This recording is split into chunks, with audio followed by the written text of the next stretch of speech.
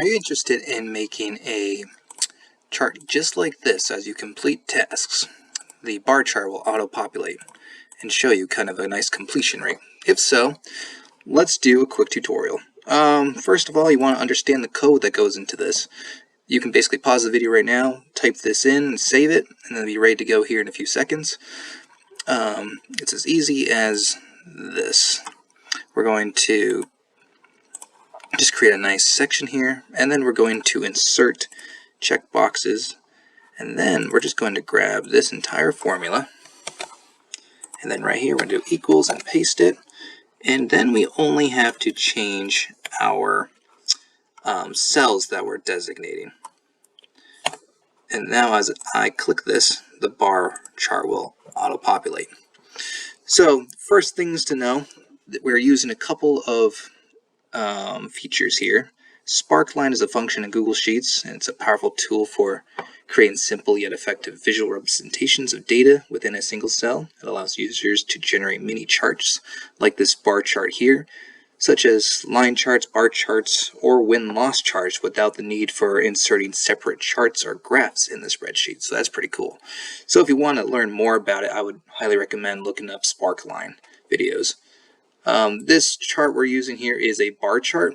Interestingly enough, if you go in here and you change this to a line chart, we'll get an error because the way our data is set up, it's not going to allow for that to work.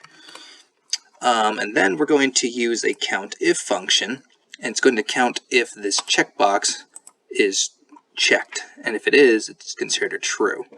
So as you trigger these true responses. If you want to learn more about that, I would suggest watching videos about booleans. And then we're going to use the Countif function to learn kind of a quick little info about that. We could demonstrate that here.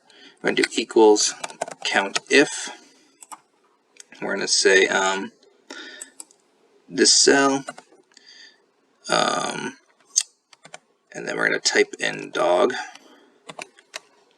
So it's going to search the entire column of A, and it's going to count every time the word dog appears in one of these cells. So we can see that we have total 3 dogs. Likewise, you could carry this over, and you could do cat. This needs to be actually AA. And then we have 4 cats. So similarly, geez, it's going to count every time there's a checkbox. And so once all 3 are checked, then you're going to get a complete bar graph.